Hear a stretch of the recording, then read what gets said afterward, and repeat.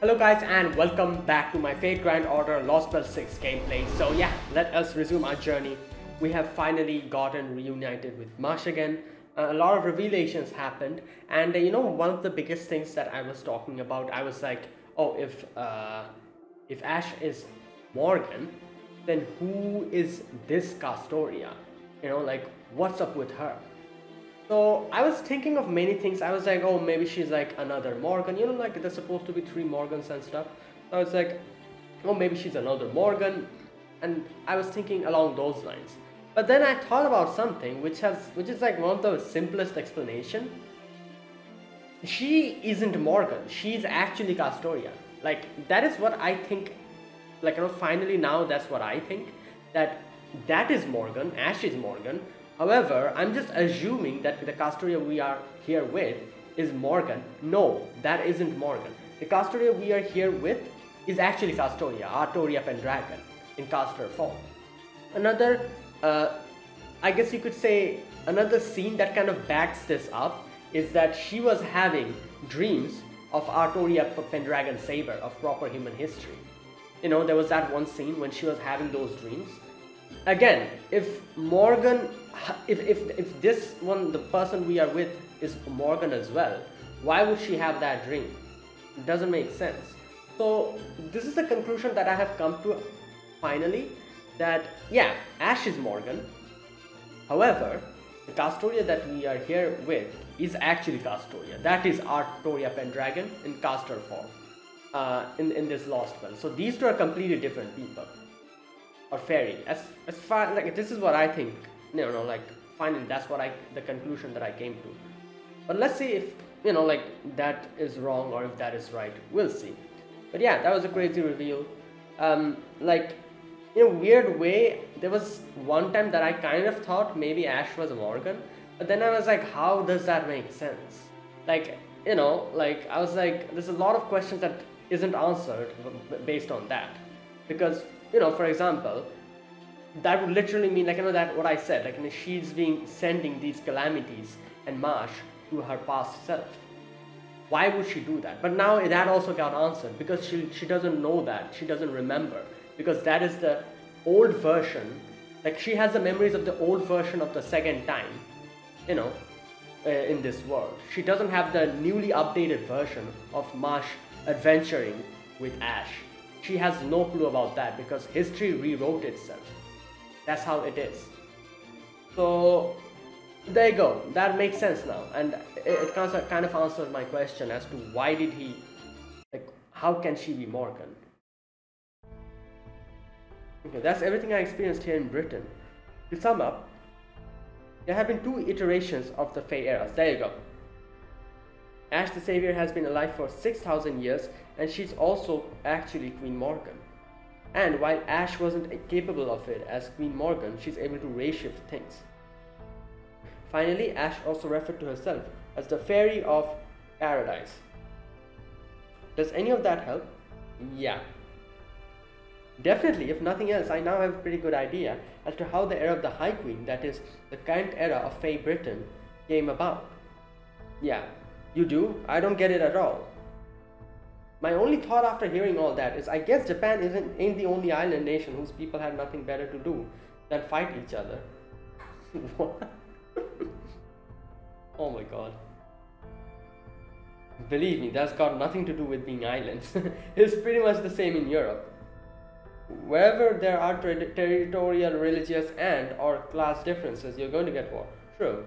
That is so true.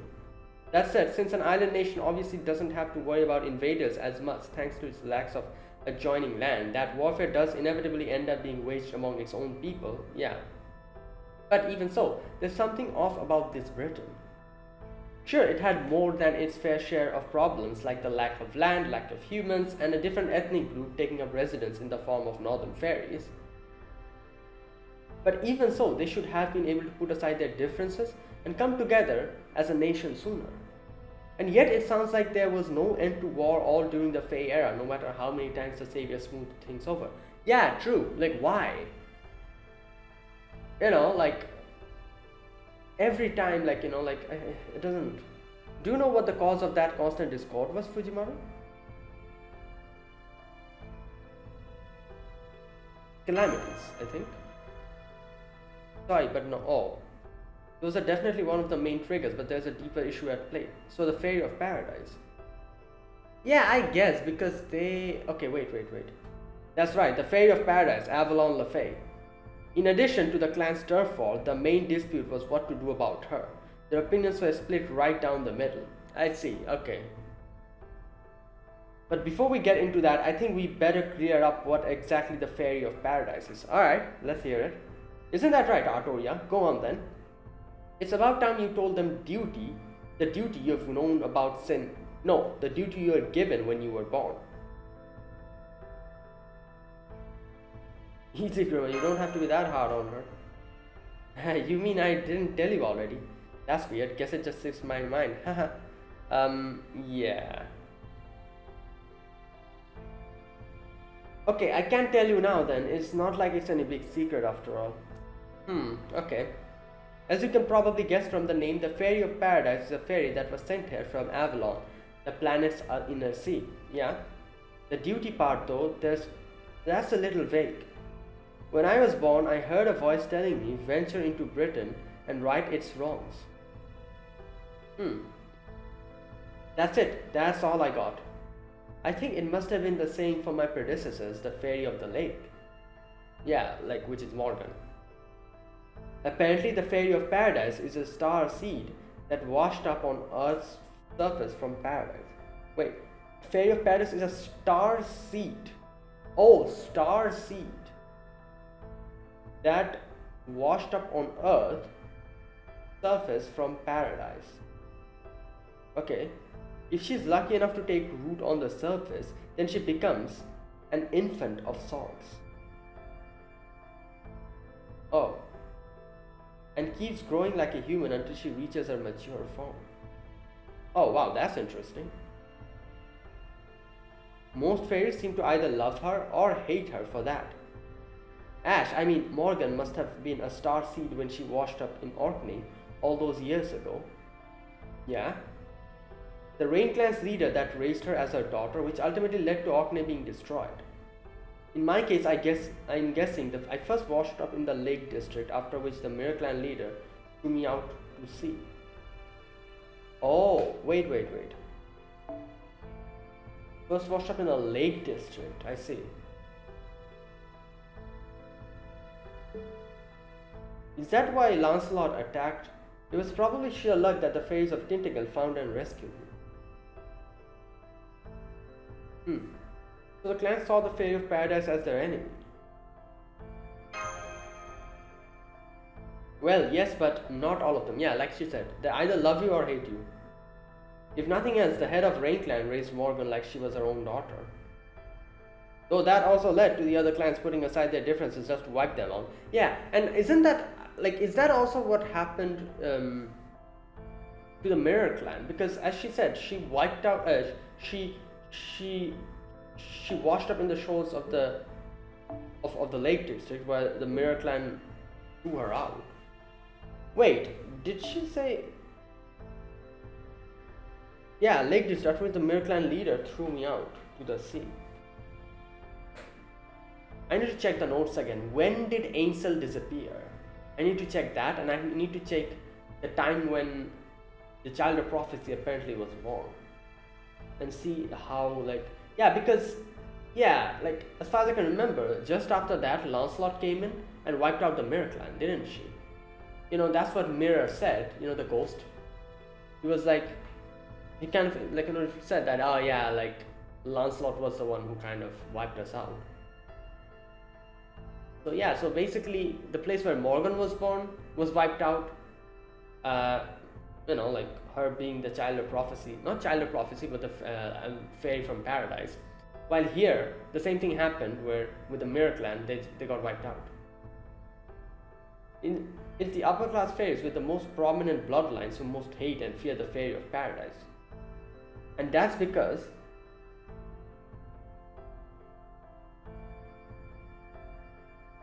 they don't want her to form a new clan, or she wasn't born in Britain. A new clan, she wasn't.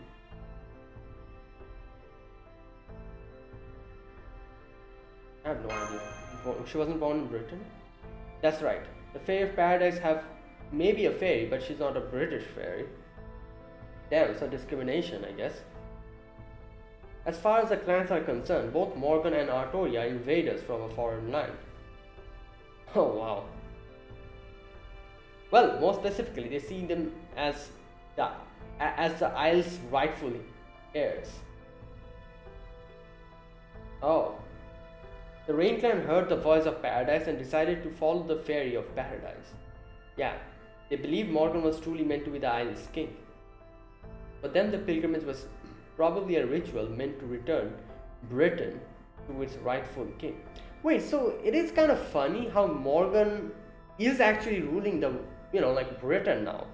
Kind of what, like the Fairy of Paradise is ruling Britain currently, even though nobody knows that she's the Fairy of Britain. Fairy of Paradise.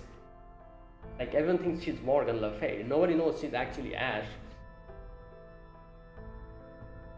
Yeah, for them the pilgrimage was probably a ritual meant to return Britain to its rightful king.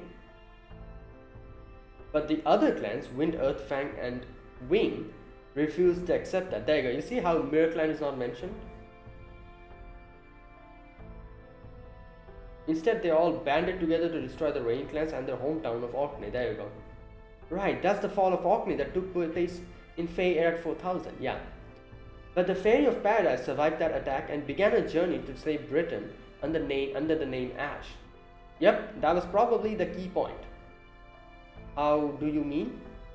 Let's go over the whole timeline briefly to make sure we're all on the same page. Alright, let's do that. I hope you don't mind, Artoria, but it'll make things a lot easier for us if you use the BC method of counting. Yeah, thank you. It's so, I guess it is kind of the same, but still, it'll be a lot more familiar. Right. Will we get like a flowchart? No. 12,000 BC, the British lost belt, a world comprised solely of fairies, comes to existence. Right? 11,000 BC, this is probably when the first great calamity struck. Alright. 6,000 BC, Britain's landmass grows out as far as what we call Scotland. Okay, wait, so here in 12,000 BC, that whole thing with Cernunnos happened, didn't it? Where Cernunnos gave the land, made the land, and the six fairies, who were obviously the first fairies, they got their land and stuff like that. Britain's landmass grows out as far as what we call Scotland. The southern fairies encounter the northern fairies, who have been living off woods formed on Albion's remains, and the War of Spring begins. Yes. Yeah. After the war, the Rain clan and the Mir clan built their own kingdoms where the war was fought. Okay. 4000 BC, the Fairy of Paradise washes up at Orkney, which is summarily destroyed by the clan alliance. Yeah. 2000 BC, the Northern Fairies arrive on British soil once again from Ireland to the west. This leads to the War of Summer, which would have wiped out the clans if Ash hadn't stopped in to broker peace. Alright, so here, this part, Northern Fairies appear on Britain soil once again.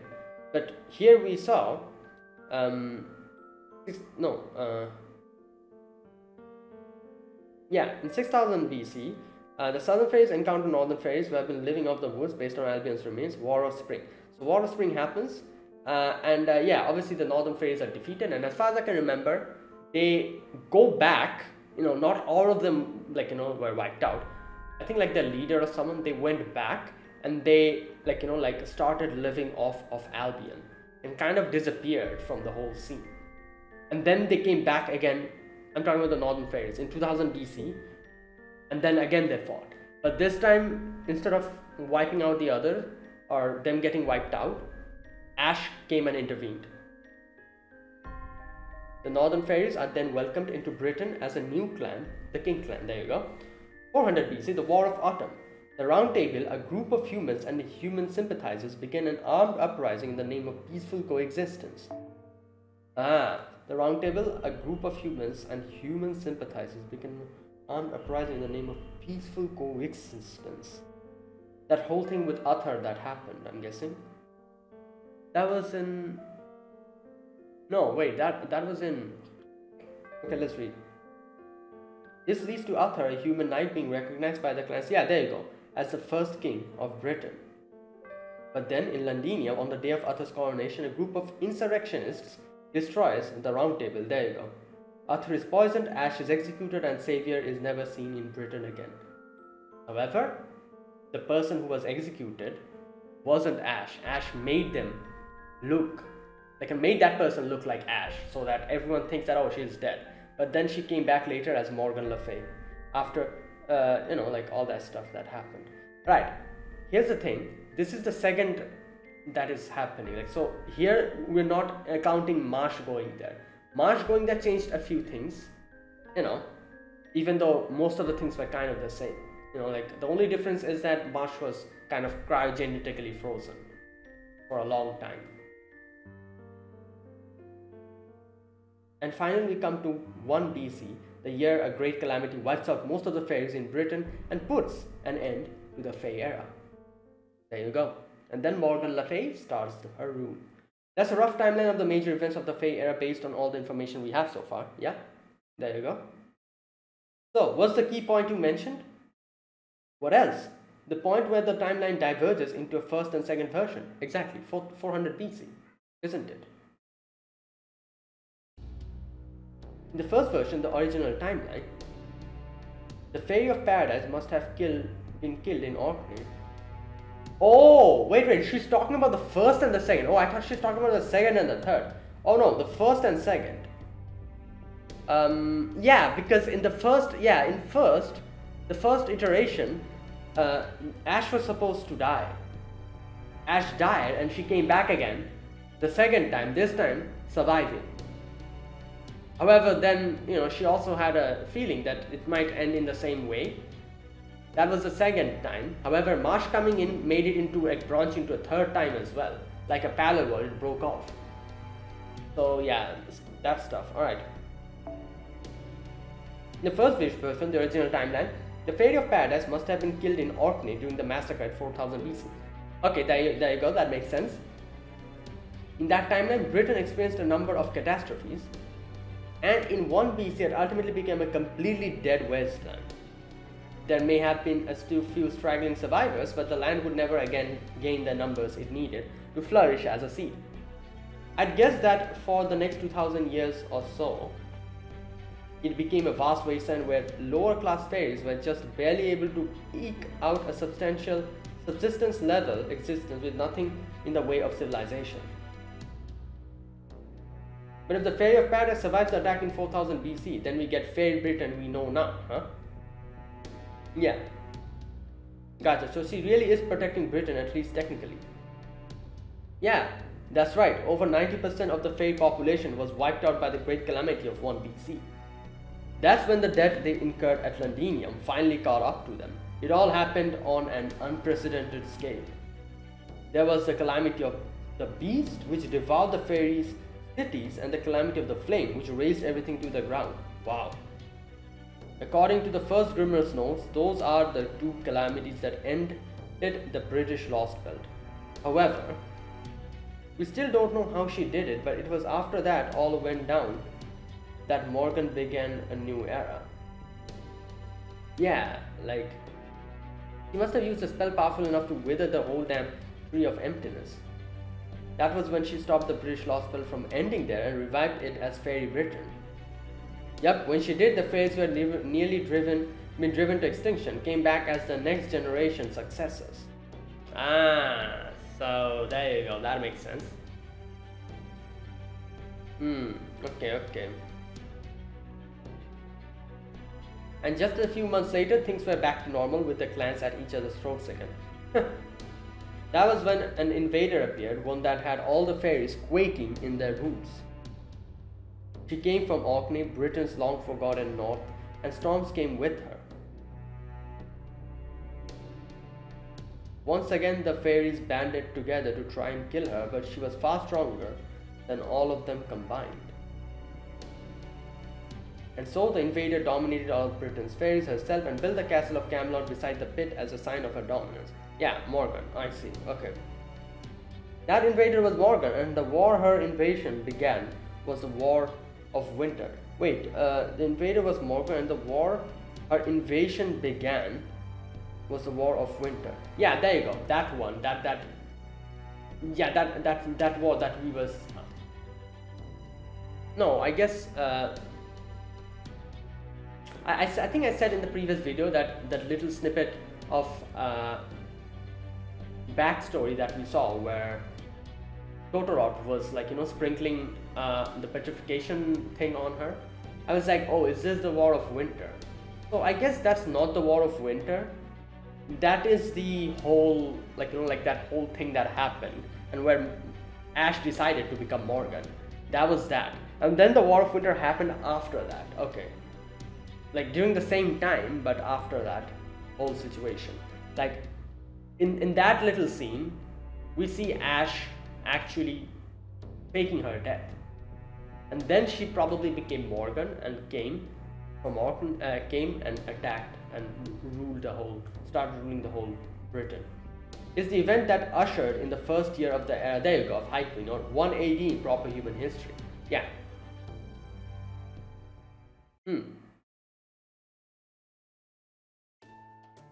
But so what?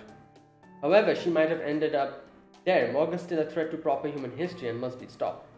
So, as another fairy of paradise like her, you're the only one who can defeat her and return Britain to the way it should be. Yeah, there you go. Right, I guess so. Oh, what do you think, Marsh? Do you want to fight Morgan? I did think of Ash, I mean, Queen Morgan as a friend. But I'm still willing to fight her. I promised Bogart, Rob, Wag, Winky, and so many others that I would save the fairies of Britain. I will try talking to her first, of course, but if she won't listen and fighting is our only option, then I won't hold back. I may be Ash the Savior's friend, but I'm not one of Queen Morgan's knights. Right, of course. Man, she's so responsible. Oh, there she is. Are you done talking now? Then hurry up and ring the bell so we can get back to Britain already. Oh yeah. I don't know about you guys, but I've had enough of this cold. Plus, the others are probably worried about us. Alright, that's right. Oh, that's right. Habitrot is here too, Marsh. Oh, I'm sorry, I didn't catch your name. Habitrot, was it? Wait, what? Did she not remember her? She should. Wait, what's going on here?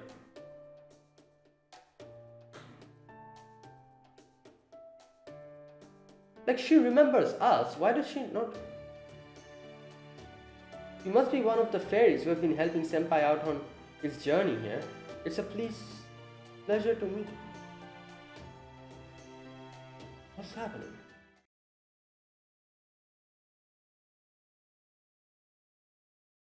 I'm so confused. What's going on here? Like, she's talking about Morgan and everything. That means she remembers everything about what happened. Why only Habitrot does she not remember? Thanks, but you really don't have to be so formal. I'm kind of along for the ride. What's going on? Yeah? What's there to say? This is how it is. How? She remembers everything. She remembers Bogart, what's their name? Winky, all those guys. Why not Habitrot? I don't understand. I mean, when did I say she and I were friends or even acquainted?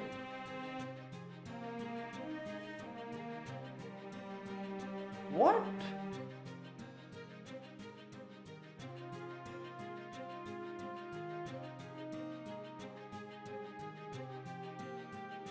No. Wait.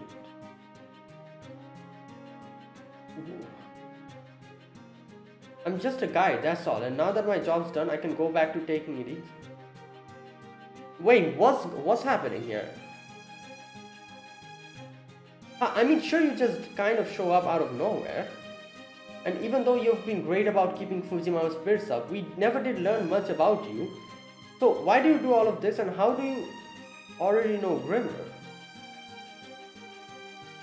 Oh, that? He and I met here a long time ago, right, Grimmer? This was all part of your plan, wasn't it? Yeah, I guess so. I probably did plan all of this. Nice job, Habitrot. Now everything wrapped up nice and neat. See, I might be a weak lower class Fae, but I'm worried about Fae Britain as well. Now go on and ring the bell, child of Prop. Okay, I genuinely don't understand what's happening here. What's going on? Okay, I mean, when did I see Say and I are friends or even acquaintances? I'm just a guide, that's all, and now that my job's done, I can go back to taking it easy. I mean, sure, you did just kind of show up out of nowhere. Even though you've been great about keeping Fujimo's spirit up, you didn't. Why did you do all of this, and how do you already know Grimmer? I met here a long time ago? This was all part of your plan, wasn't it? Yeah, I probably did plan all of this. Okay, what am I missing here? I don't understand. There was, what did, like, we saw all of those things, like in Sheffield, she came in because of Bogart's, said that, oh, I need a proper dress for Marsh. She came in and she started calling her bride and put her in the dress. They fought together, came back. Then we had so many things, Queen Morgan attacked, Habetrot alongside Grimmer, and what's the name? Marsh. They like that whole thing that happened, they fought Tristan, as far as I can remember, yeah, and then they were able to get out of there, and she became the child of prophecy. Habetrot started going with her, and then they came to Norwich. We met, and then we fought the calamity in Norwich. Marsh goes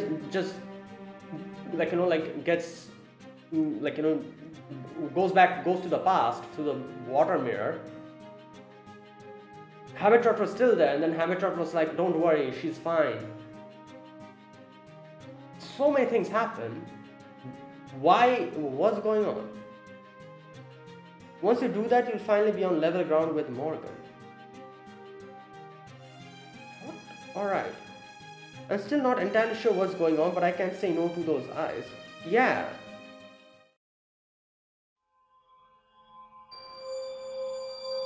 I'm so confused here. Like this feels way more weirder than the whole Morgan Ash is Morgan that reveal. This is way more baffling. I don't understand what's going on here. Like when Ash was like, "Oh, I'm Morgan," I was like, "Haha, kind of expected it." Almost expected it. This one I genuinely have no clue what's going on. What?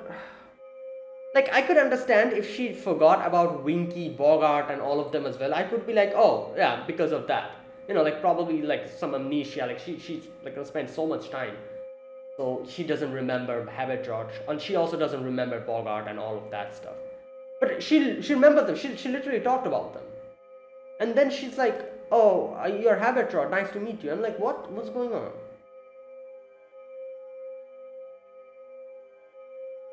Okay.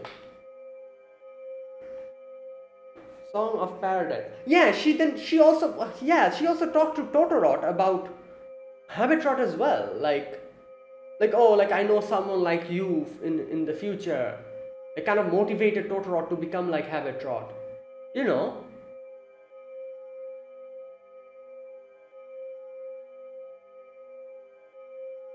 I'm trying to think, is this like a...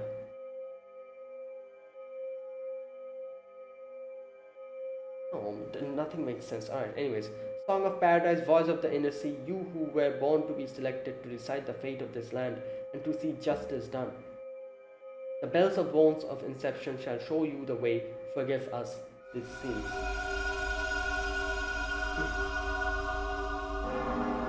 There you go.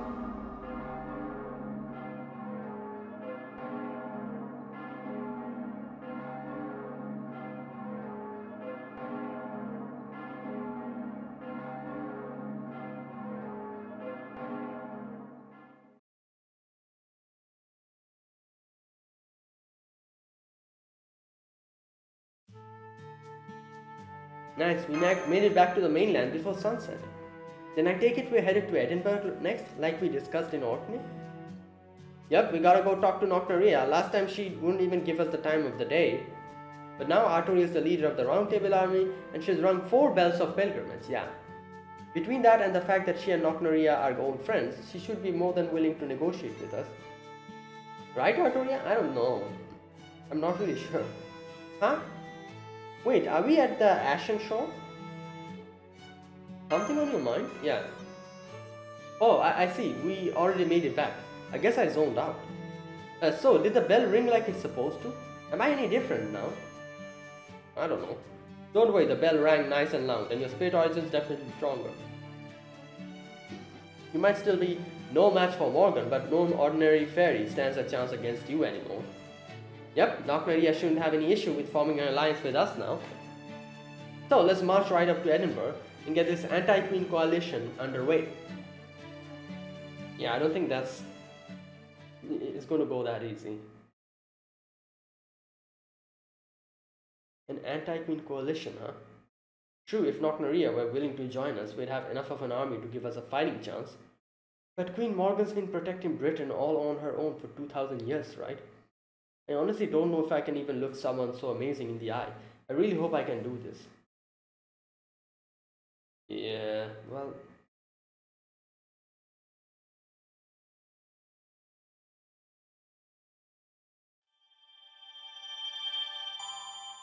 Okay. What?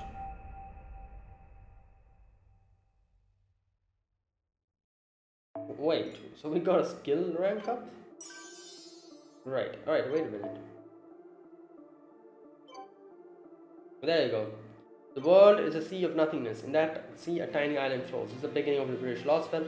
First great calamity, war of spring, landmass spreads until it reaches Manchester. Doing so, rely on the carcass of Britain's final dragon to survive. Yeah, the British... Oh no, the whole Albion happened here. Thing happened here. Okay.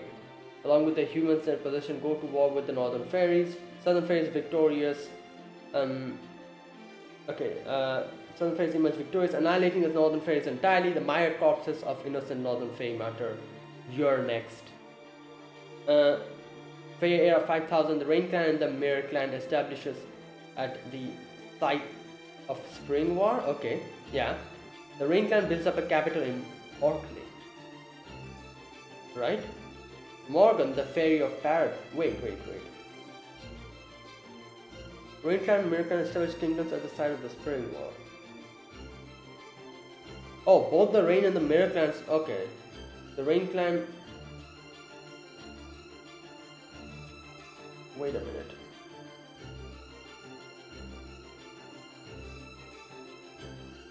They fought in Orkney, didn't they? Yeah.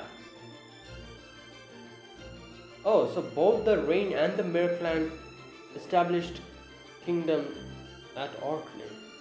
Because, yeah, here it said the Rain Clan built its capital in Orkney, while the Mirror Clan like lived out in the Lake District or something like that. So it's kind of like the same place. Okay. Morgan, the Fairy of Paradise, washes ashore at Orkney in 4000. Okay. Rain Clan, which took Morgan in, is destroyed along with Orkney. There you go. Morgan resumes her activities as Ash. Yeah, the cycle of quelling calamities and entering into a long period of slumber continues. At the same time, Grimmer the Sage answers Ash's call. War of Summer. The war between the Northern Fairies led by Queen Map, Southern Fairies. War ends after Ash's survivor intervention and current 6 clan structure is established. Yeah, King, they enter as the King clan. War of Autumn. Armed uprising begins led by a group called the Round Table that advocates coexistence with humans. The human knight Uther conquers the Fae clans, becomes the first king of unified Britain. Marsh is sent to this time through the Watermere. She meets Ash and the Savior and the company. A few months later, civil war erupts after Uther is poisoned during the coronation ceremony. Round Table is dissolved. Londinium, the Round Table's base, falls. Fae civilization collapses in the Great Calamity. Yeah. So then erupt the High Queen. Morgan uses magical energy from the Tree of Emptiness to establish Fae Britain. War of Winter happens here. Morgan invades from Orkney. She conquers all of Britain and reigns as High Queen. 400 is still a blank. Okay. 800. Fangclan massacres Wingclan. Wingclan annihilated Nurian is the sole survivor. Morswar, one of the calamities. Great Robin the King. Yeah. Rhynek, one of Morgoth's retainers since the Feyre dies. Successor Woodwose defeats the king. Fallen king said, "You have laid a curse upon the Fangclan. You're next." Interesting. So, okay, the powerful Fangclan fairy is born. She's Barghest, eater of fairies. Aurora visits Miraclan's city. Yeah, Melusine is born. Here we go. Emerges from the bog in the Lake District. Caterpillar Walt Tamlin Gawain is appointed. Foulweather, the Lord of Cornwall perishes. 1900, we still don't know. Insert chief of the Miraclan makes a prophecy. Savior who will save Britain will appear. Will be born. A true king who will defeat the false king shall appear. 2011, Miraclan is destroyed. Galdia rise in favorite. Alright. Chocolate Empire, Edinburgh.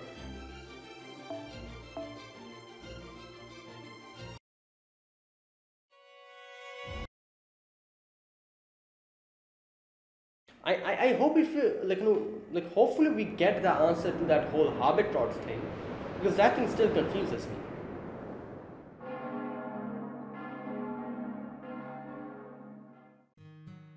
I hear a bell ringing. I hear bones too. Bones.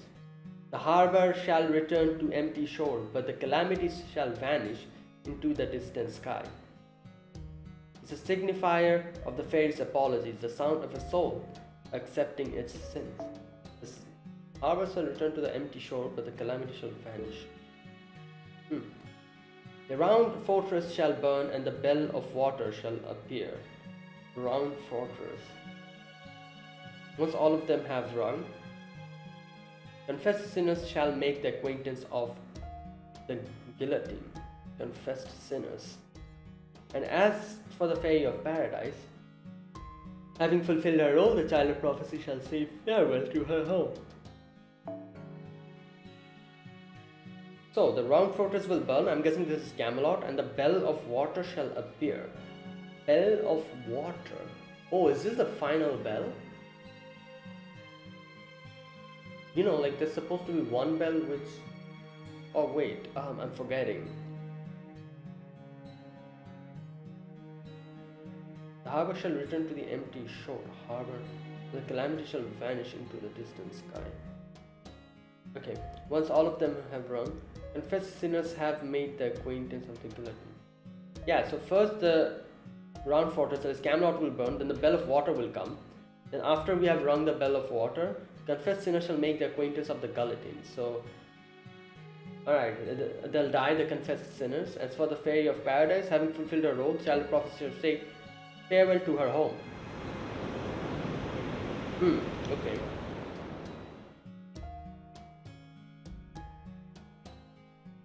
Yes, I offer fairies no salvation. I shall defend my land. Nothing. Oh, this is Morgan. Nothing more. I will save the fairies. I will carry out the duty I have been given. With all the magical energy I have stored in this throne, I have nothing to fear from the great calamity. Furthermore, only a chosen fairy can sit this throne. That throne is a sign that my pilgrimage has ended. It's key to keeping Britain alive. Avalon LaFave, the anchor of paradise.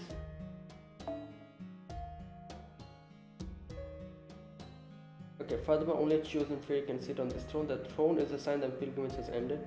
Key to keeping Britain alive. Avalon LaFave, the anchor of paradise. Okay. You are neither like other fairies nor that foreign mage. You have been chosen. You are neither a rebel nor an invader. You are the staff of selection's chosen wielder. You and you alone have the right to bring me to justice. Fairy sent from paradise. Even should you fill oceans with the blood you shed in battle against me, you would be innocent of sin. I see. Yeah, that kind of makes sense. Like now, why she said that.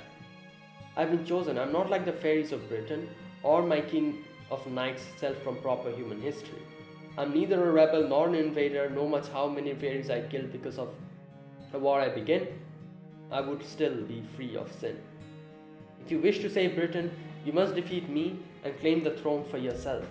Go then, fulfill that absurd prophecy if you can. You should know better than anyone that you have no choice. That's right, defeating Morgan the Fairy of Paradise who forsook her duty is my only choice if I'm going to save Britain.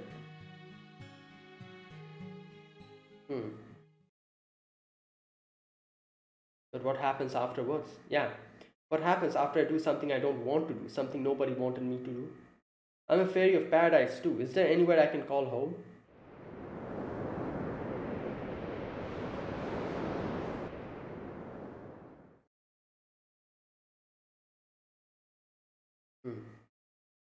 It's morning.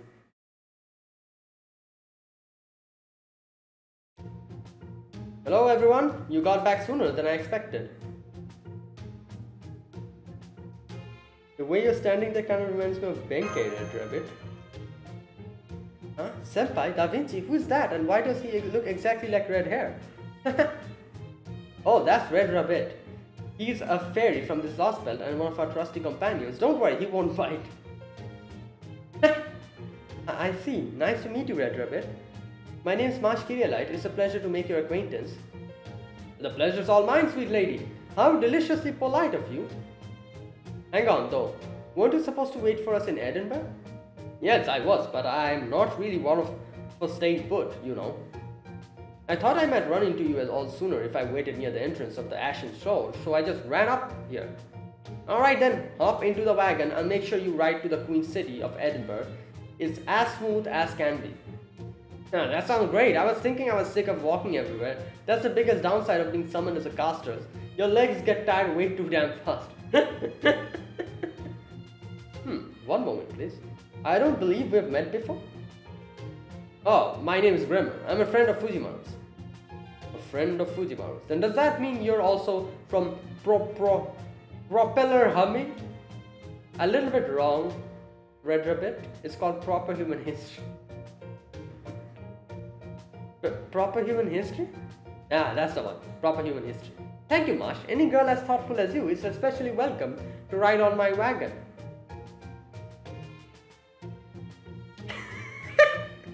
Could I have a second, Marsh? Try not to spoil Red Red too much.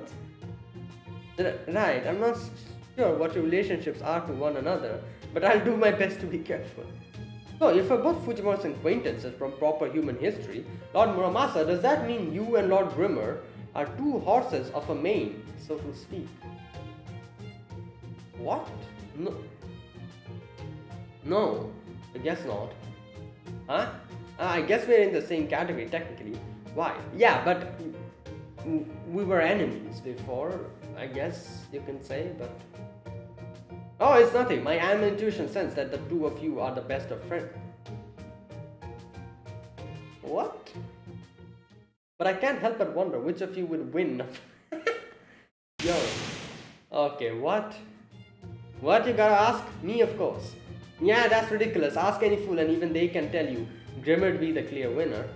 Exactly, who gives a fig what the fool has to say? Alright, you get over here. I'll take it easy on you and only use the back of my sword. Well, I'm impressed you can tell which is which. That thing's so dull, it might be as well called a club. Alright, punk, you're going down. Okay, what? Who are we fighting against?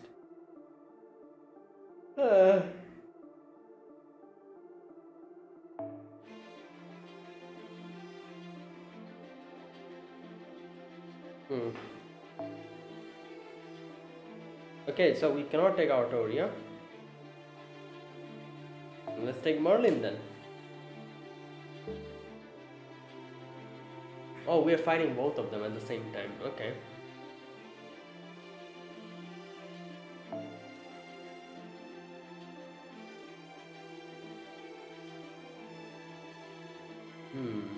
Okay.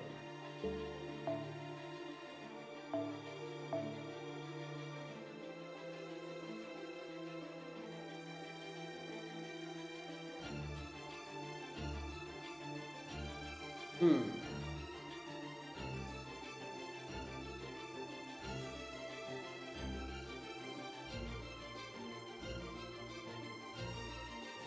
Right.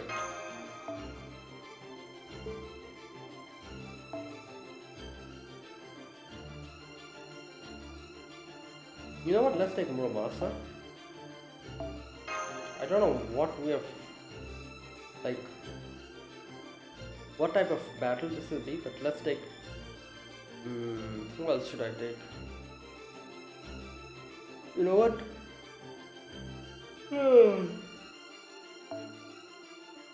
Wait a minute. Just a second.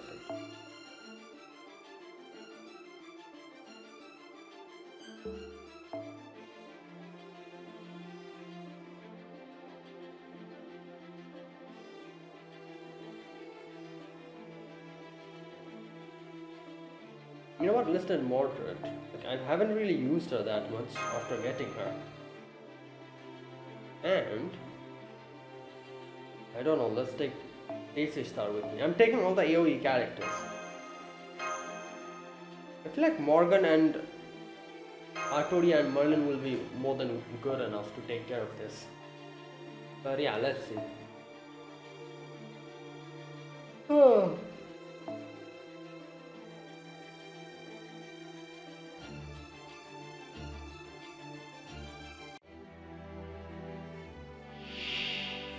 Oh yeah, well, okay. さてここからだ。調子は悪くねえな。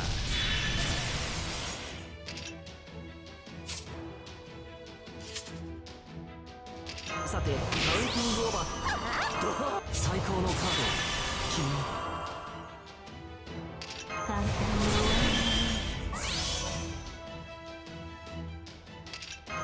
異常な暗き湖よ。目によく言いました。目よく言いまし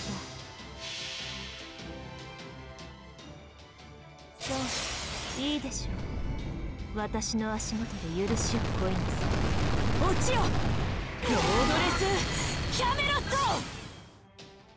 死になさい。召し上げましょう。こういうの本気です。さてここからだ。さあ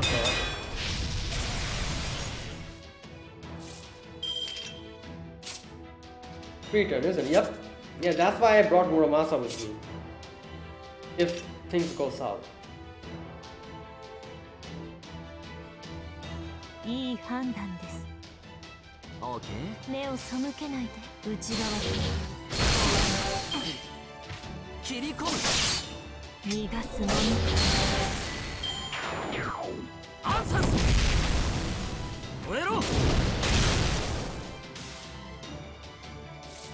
さてカウンティングオーバー。さてどこから潰したもの。One. Okay. One left. So.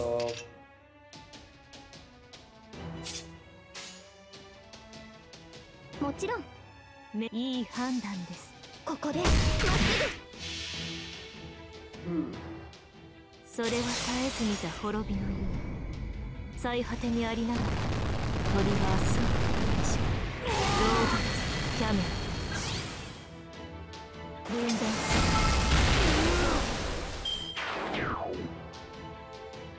Wickerman.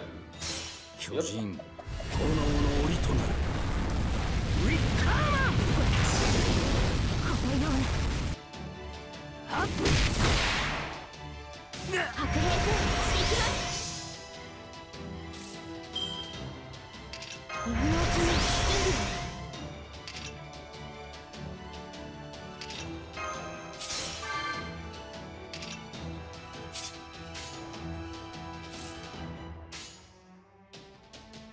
楽園の端にようこそ。展開しましょう。星の宇宙、物見の楽園の端から君に聞かせよう。罪なき者のみ通るがいい。ガーデン・オブ・アバロン。それは絶えず見た滅びの世最果てにありながらトリバースロードツキャメうん。それはいつか来る兆しの星。誰に呼ばれるまでもなくあなたは星をかざすでしょう。アラウンドカリバーン。 Whoa, what the hell was that? さてここからだ食べろ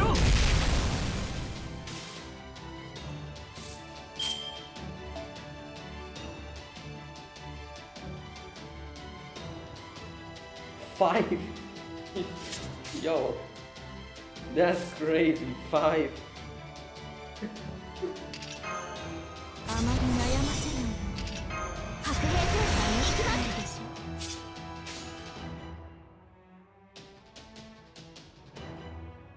目を背けよくいよく目を背けないで分断する許す者アコール公園の本気です燃えろアンサス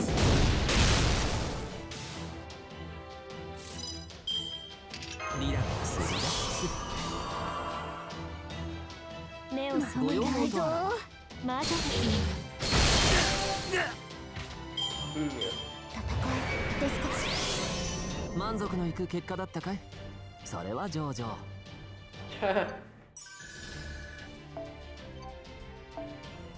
Right, there you go. Took care of both of you.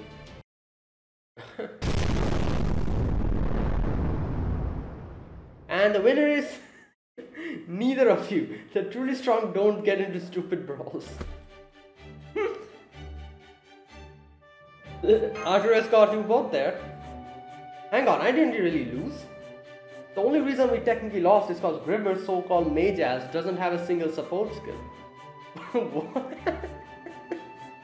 How was I supposed to know you're such a crap warrior you can't even defend yourself? Besides, when it comes to guts, I've got enough for a boatload of Vikings. Wow. Both of you, shut up and get in the wagon. We need to get to Edinburgh today, damn it. Yeah, okay. Wow, that worked better than I thought. Anyway, assuming Grimmer's wolves are walking. Oh yeah, the wagon only had 6 people, and there's 7 of us now. Want me to follow along? Want me to follow along on my skates? That's okay, I'll just ride on Red Rabbit's back. You don't mind that, right, Red Rabbit? No, that should be fine. A little fairy like you won't affect my performance at all. But we're still quite far north. Won't it be cold riding outside? I could always run alongside the wagon instead. Don't worry, I'll be fine. I'm used to the cold up here. Alright, let's go, Fujimaru. I know there used to be a village in Edinburgh a long time ago, but I don't know what's become of it in this era of the High Queen. Of course, given Knockneria's distaste for humans, I doubt it'll be more than a handful of people at the campsite.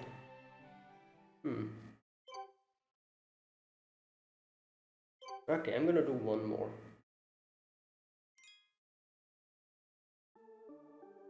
Oh, here we are. Edinburgh. Wait, ruler? Okay, that's weird. Ruler and Berserker, what a weird combination. Right, so I guess Avenger will do for both. So let me just take.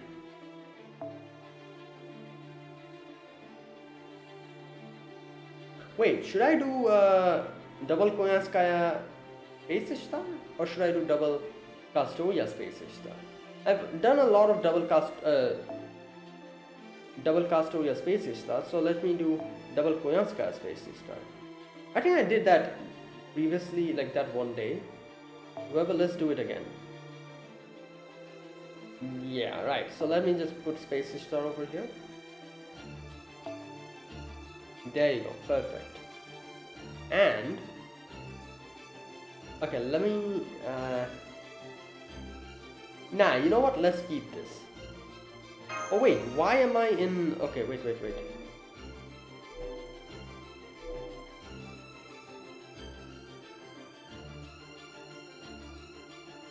Nah, you know what, I'm gonna take Mordred with me, just in case. Or no, not Mordred. I need a no. Like okay, wait. Aethystar, Morgan. Oh, god damn it.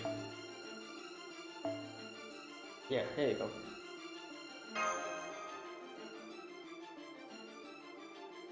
Yeah, let's. I don't think this will be a difficult battle. I'm not really sure, but let's see. If it's a difficult battle, I'll change my team.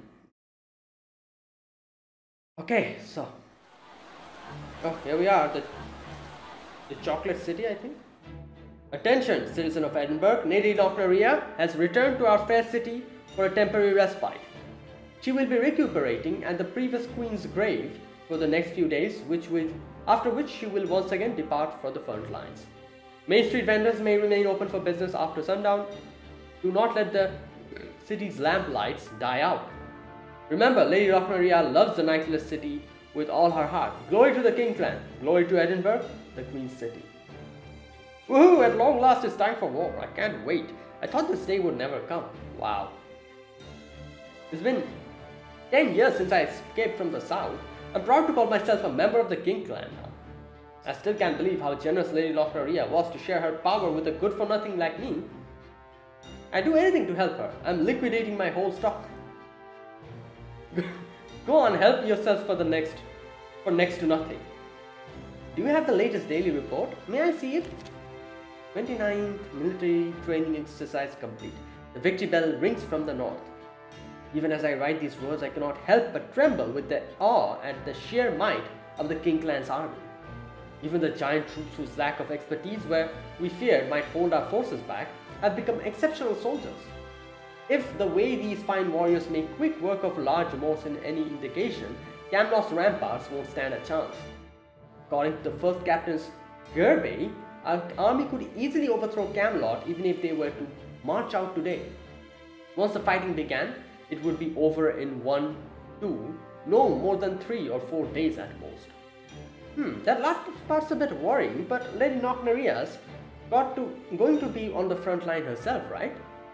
We can't lose then. Besides, our queen would never pick a fight she knows she cannot win. Lady Lochnaria can always use another pair of hands. Soldiers, medics, clerics, transport, production, we need all the help we can get. Whatever job you take, you're guaranteed a fair wage. All we want to see from you is motivation. Also, if you know anyone afflicted with mouse sickness, please bring them in right away. If the disease is caught early on, it can still be cured. I know, because I was once infected myself. Well, good to know. Lady Lochnaria doesn't discriminate between upper and lower class like Morgan. All she cares about is whether you have the will to live.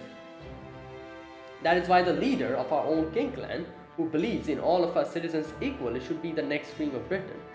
Yeah, but she has a distaste for humans, so...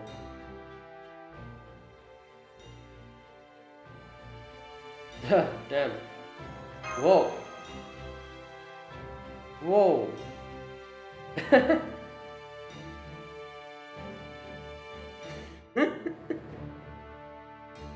The whole empire is standing Lochnaria with all of them. Wow. Can't believe it. This is the northern village? It's even more developed than Salisbury. What in the world has happened here since the beginning of the era of the High Queen? I know how you feel. I was shocked the first time I came here too. My past selves said the Northern Fairies used to be basically a small group of nomads. Yeah. I guess Mab, the King Clan's last queen, must have been a hell of a leader. In just a single generation, she built a city that rivals the Edinburgh of proper human history. And a city that's home to Northern Fairies as well, as the fairies who migrated here from the south to boot. Yeah. I don't know where you get off looking so smug about that. You got nothing to do with their success.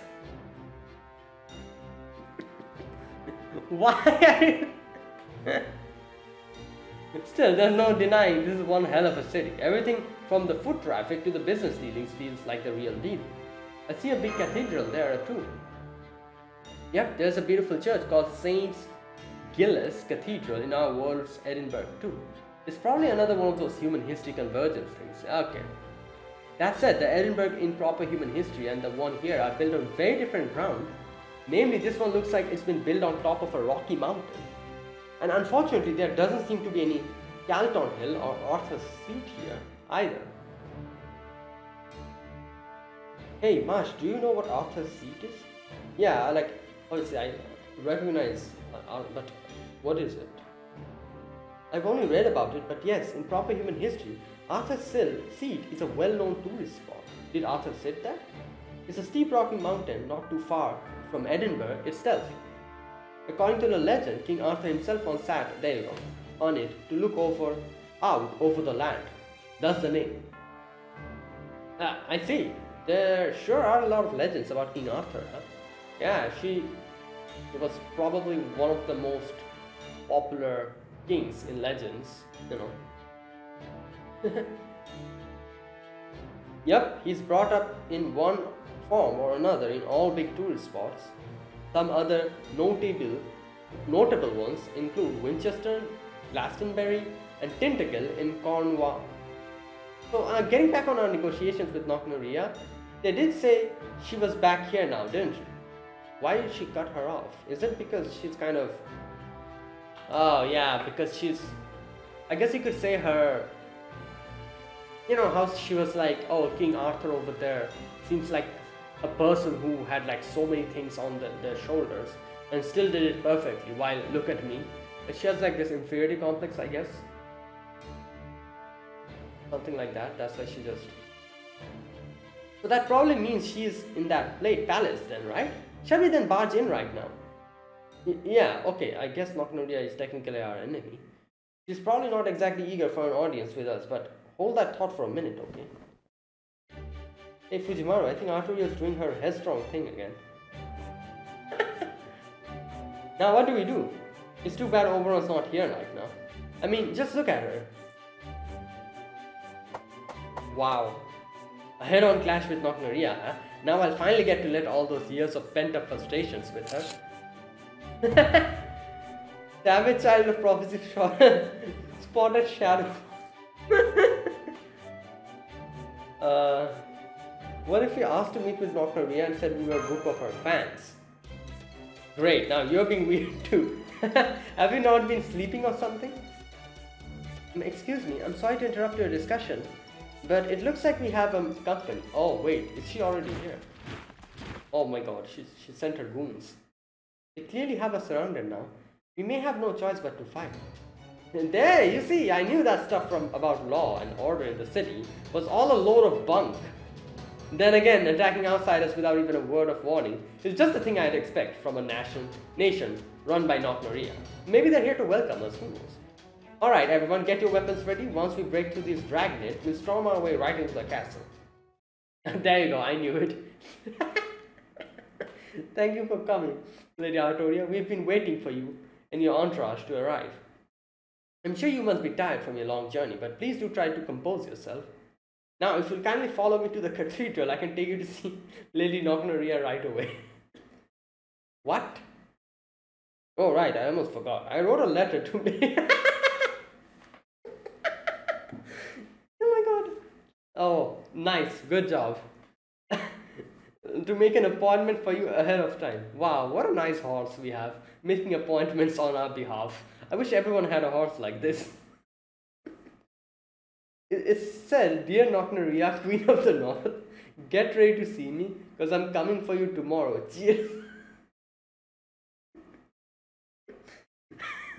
Oh my god. And of course, since I wrote such a nice letter, I got a very nice reply back not long after. It said, I'm prepared to welcome the Child of Prophecy in a manner befitting a king. Best wishes. I must say, I thought the Northern Fairies were all barbarians who would try to solve their problems with violence. But it seems Queen Knocknaria is much more sophisticated than I realized.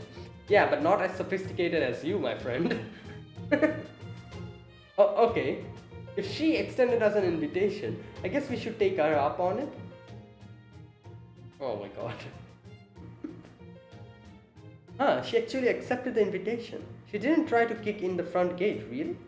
Wow. Oh crap, all of you, get out of here. Take that back entrance. I want all of you out this room in 2 seconds. She was ready with her troops. She was like, yeah, I know she's going to just kick in the door and come in. I'm going to catch her red-handed and just get her. Are you sure about this? Just a few moments ago, you were giddily talking about knocking the Child of Prophecy down a few pegs. Wow, both of them had the same idea. Both of them are like, yeah, we're gonna go in and kick their ass. And showing her the ringing 4 bells wasn't nearly enough to make her a match for you? Change of plans, okay? I mean, how would it look if I were to greet a small group of peaceful visitors with a fully armed platoon?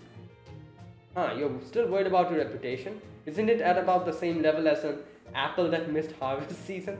Wow. What's that? You're saying my rep already fell from the tree and is rolling on the mud? Is that your way of asking for 100 lashes? Okay, you heard her. Everybody out. Who was that? Talking to her? My apologies for keeping you waiting. The queen will see you in the cathedral now. So that's how it is, huh? I'm wondering if she'll react to, like, you know, Grimmer. Because, like, obviously, there's no connection between those two. Oh my god. Okay, yeah, like I was saying, there is no connection between those two. However, technically, Grimmer is Kuhulin, while she's actually Meb. So, yeah, but obviously these two have no connection. This is like Nocnaria from this world, while that is Grimmer Kuhulin from a completely different world. They have no connection, so... yeah, but still, I don't know. Well, how bold of you to just waltz in here like this, Artoria?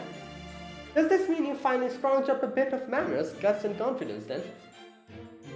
You're not fooling anyone, Nocnaria. We could hear your soldiers scrambling to get out of here. Yeah, don't be ridiculous. Those were my footsteps. No one else's. Now, I won't hear one more word about it. 1, 2, 3, 5, 7. I'm not surprised to see Oberon's not here with you. But what about the other girl? Oh, Mush. You know the one who looked like she was in heaven with her cheeks all puffed out, full of my chocolate? Gareth, right? Oh, she's talking about Gareth. Gareth? I mean, Lady Gareth stayed in Londinium to defend us as one of my knights. There was no sense in her coming all the way out here just to see another evil empire. She's already been to Camelot. Well, that's too bad. I was planning to give her a tour of my chocolate factory. Oh, she would have been very happy. Oh well, another time perhaps. Anyway, I know how you guys went up to Orkney without my permission. You know damn well that the north belongs to the King clan and that trespassing is prohibited no matter what your reasons might be. Yeah, but we had to ring the bell. And say Marsh. Honestly, what are you, some bandits hiding out in the mountains? I guess you still have yet to learn your place. We did go through the Lake District, you know. What? Huh? Nocnaria? Why do you freeze like that?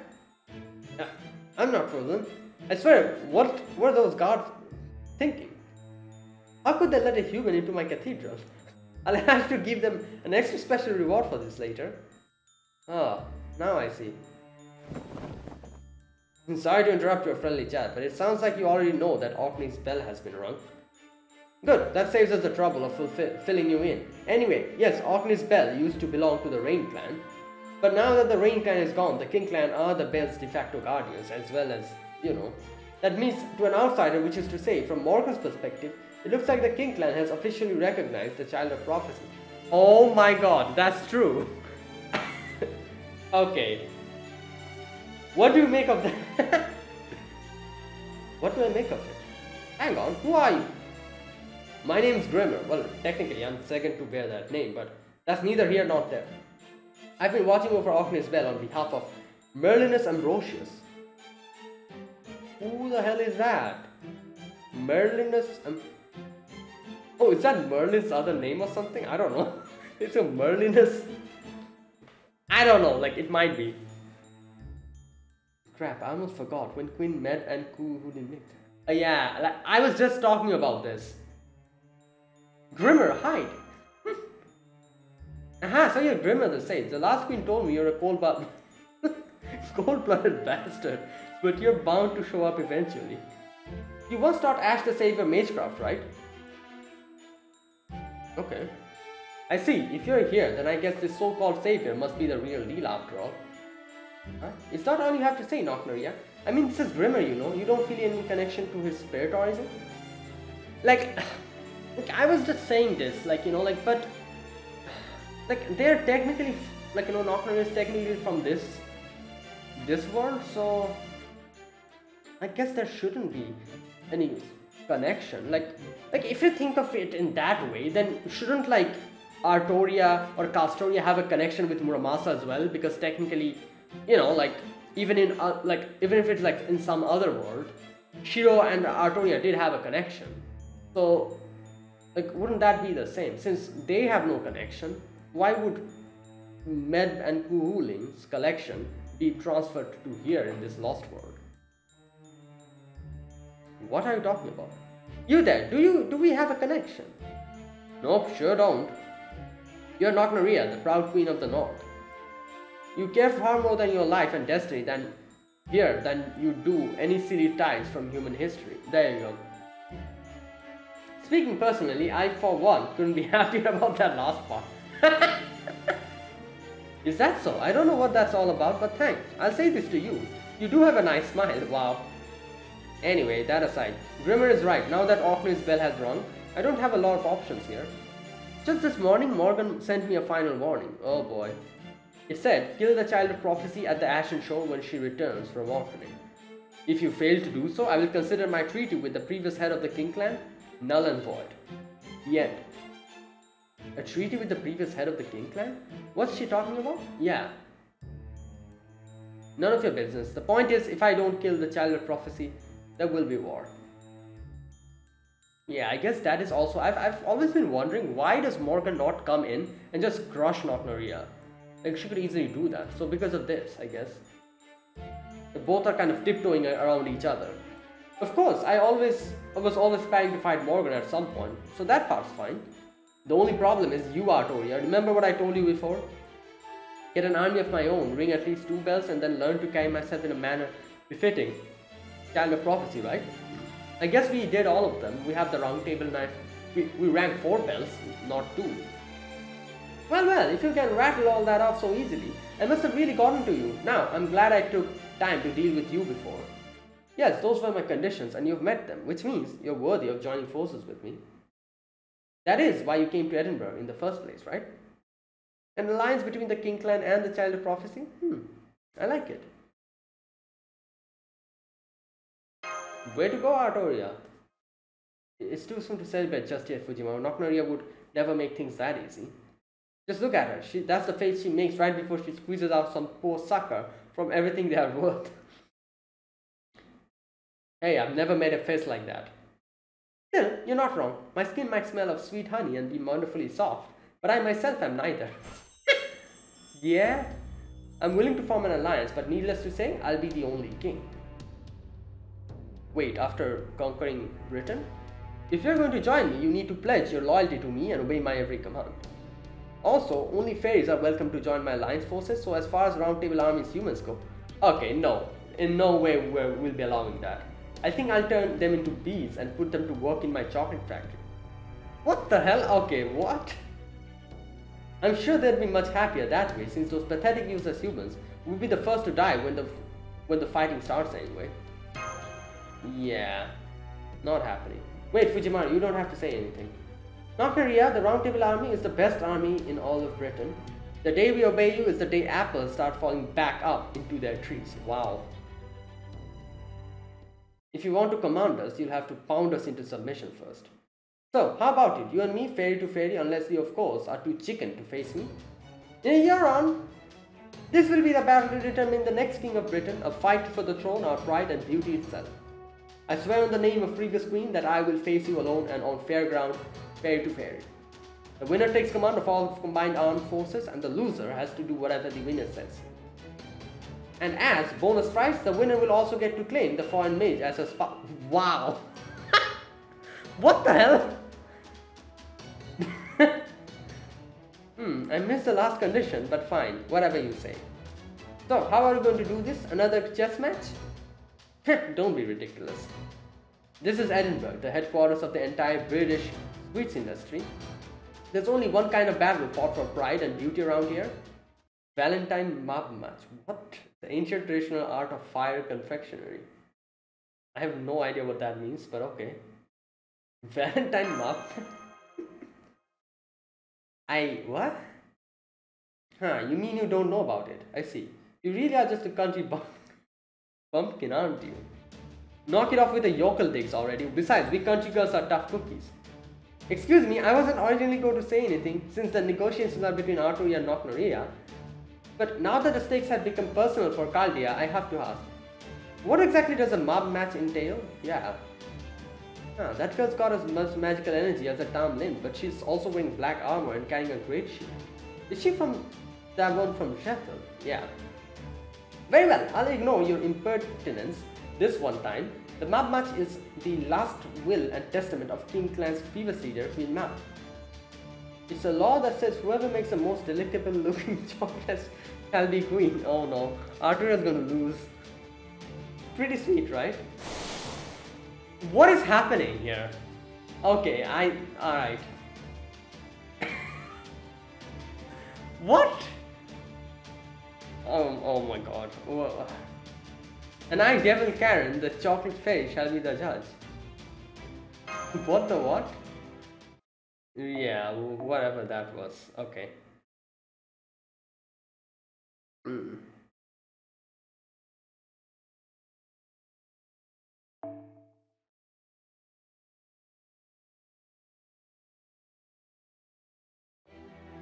Fatal battle.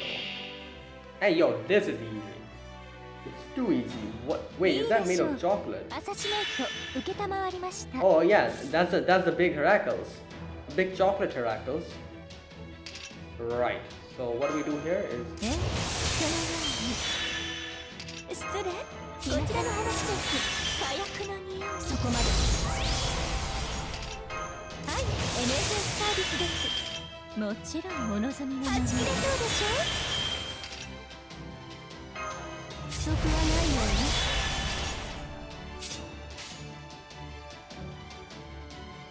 Okay, so this. Alright, will we be able to clear this in one turn? I don't know.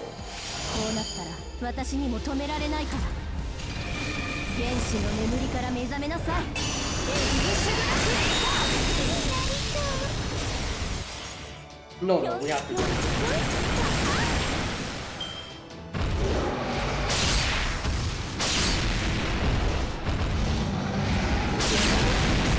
Wait, why didn't Spacey start attack? What happened?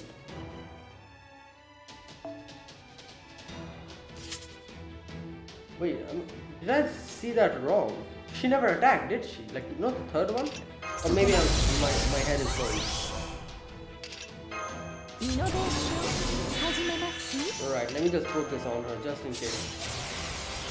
Oh my god.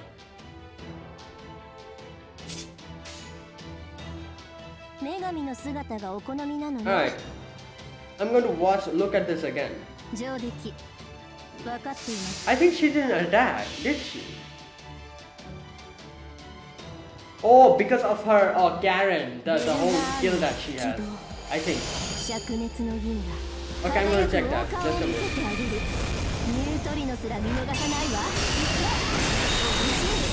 Yeah, oh my god.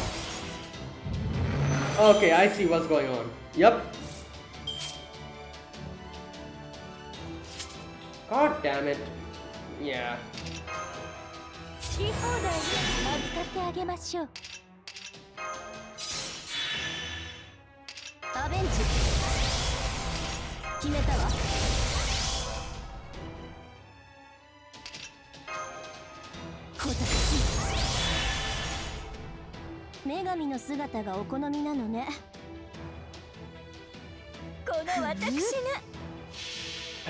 Right. ゲートオープン。本当の私、本当の絶望を教えましょう。渦巻く地でに帰りなさい。Okay, no charm this time. コッパ20。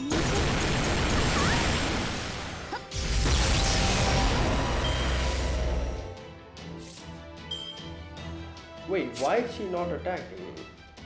Can she not attack? She was attacking us. Right, whatever. Like. いいか。じゃばらまきましょう。一戦。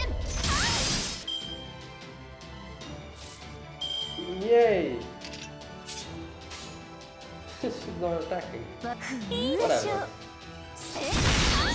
Oh no, jump! Oh god. This is an annoying gimmick.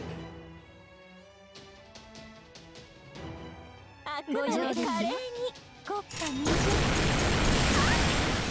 吹っ飛びなさいます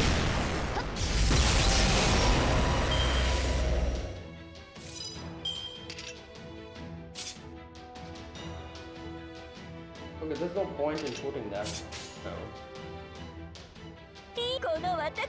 この私がひょんひょんひょ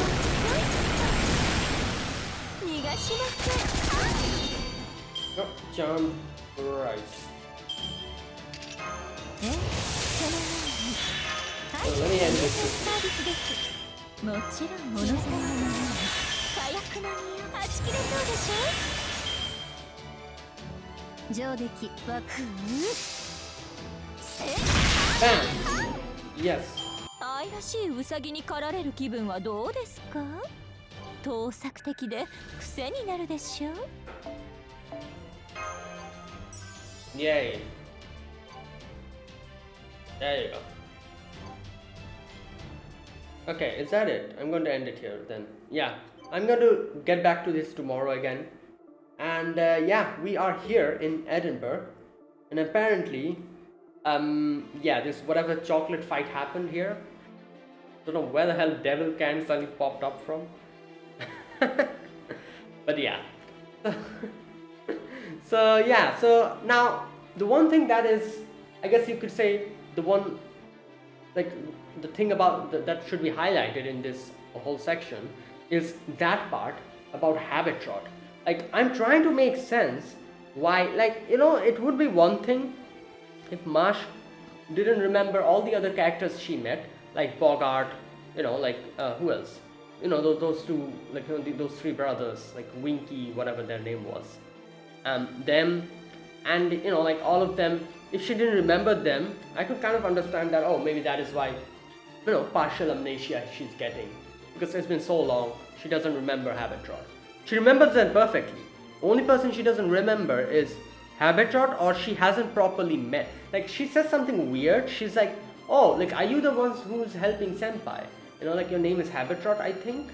Nice to meet you. Something like that she says, I think. Which is very weird, because it's not as if she didn't know Habitrot. There were so many conversations she had with Habitrot. You know, like, Habitrot said so many things to her. She, you know, like, it's also not, I remember her calling Habitrot by her name as well, I think, like Habitrot. She also talked about Habitrot. Like, the first thing that she did when she saw Totoroth was like, oh, Habitrot, what are you doing here? And Totoroth said, who's Habitrot? I'm Totoroth. So, that as well. And I'm like, so yeah, she remembers everything. So what's going on? Now, there's one thing that I'm thinking, is this because, but no, I was going to say, is it because, you know, like, she went back to that, she went to that time and she came back here again, so maybe because of some history's correction. But then, like I said, if that's the case, she wouldn't remember Bogart and anyone else as well that she met. Why is Habitrot the exception? And the thing that Habitrot says is that, I was just a guide. I never said I was her acquaintance or her friend. Which is literally not the case. She fought with her, she talked to her, Marsh knew her name. They were there up until the calamity of fighting the calamity of Norwich as well. And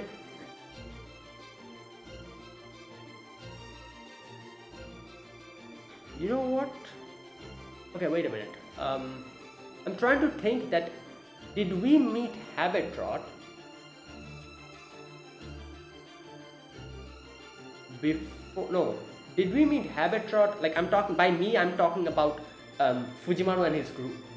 Did we meet Habitrot after Marsh got teleported? That's what I'm trying to think. Like, while Marsh was there in Norwich, did we meet Habitrot at that moment, or did we meet Habitrot after Marsh got teleported? And no, she was there, wasn't she? Yeah, because when she got teleported, the first thing Habitrot says was, oh, don't worry, Fujimaru. she's fine. Wherever she is, she's okay. She'll come back. So yeah, like she was there. Like what I was trying to think is like, are they like trying some kind of a trick where it'll be like, oh, we never met Habitrot. It's just Marsh who knew Habitrot. And they'll try to somehow like, you know, do some kind of a gimmick over there. I don't know, like maybe like, you know, it'll be something like, oh, the Habitrot that Marsh was talking to wasn't this Habitrot or something like that. You know, like, and that is why, you know, like something like that I was thinking. But no, like, you know, like Marsh, while fighting the Calamity of Norwich, Habitrot was also there. Because I remember Habitrot saying that Marsh will be fine when that whole teleportation happened. So yeah, I literally have no clue as to how is this happening. Why do Marsh not remember Habitrot even though she remembers everything else? What is special about her that she doesn't remember her, or it's as if she never met her, and Habitrot is acting very nonchalant? So I'm guessing they'll explain this, because even Castoria was like, I don't know what's happening here, but something feels amiss. But let's move on, not think about that and ring the bell. Like that's how the whole thing went. So I think they're keeping this another, like a little secret, which will be revealed later on. But like I said, like, you know, like the whole situation with Morgan being Ash, yeah, obviously it was a surprise. I didn't really believe it, but there was a part of me that thought that that might be a case, you know. So I wasn't really that flabbergasted or surprised when that got revealed, and I was just kind of laughing and chuckling. I'm like, haha, yeah, okay, I see. You know, like I didn't want to believe this, but this is what it is. That was my reaction. Here, I genuinely have no idea what's going on. Like I have no clue what's going on. Why is this happening? And like, you know, like, but you know what? Let's just keep moving forward. Maybe this isn't something big. Maybe it'll have like a very simple explanation, which they'll reveal later, and I'll be like, oh, that makes sense. But yeah, like, anyways, that's the only thing that was very weird in this video, like that whole Habitrot scene. I was just baffled. I'm like, what's going on? So okay, let's wait. So that is it. That was my reaction to Lost Belt. That was my gameplay to Lost Belt 6. And yeah, we are in section 20. I think the first section, the second section is like up until 24 or something. I need to check. And after that, part 3 will start. So it'll probably take me a few more days. Like how many days? Probably like 6, maximum 7 days for me to complete this part. Because this part is quite big, and I'm sure we'll get a few like strong boss battles after this, which I'll probably struggle with. But yeah, it'll take me a while, I'm guessing. But you know, slow and steady, let's do this. So yeah, thank you for watching. If you guys enjoyed this video, be sure to press the like button, subscribe if you're new to the channel, or you haven't subscribed. Comment down below anything you want to say, anything you want to let me know. I'll check them out. And that's it. Yeah, thank you for watching, and I'll see you guys tomorrow with another video on Lost Belt 6. Until then, goodbye and have a nice day.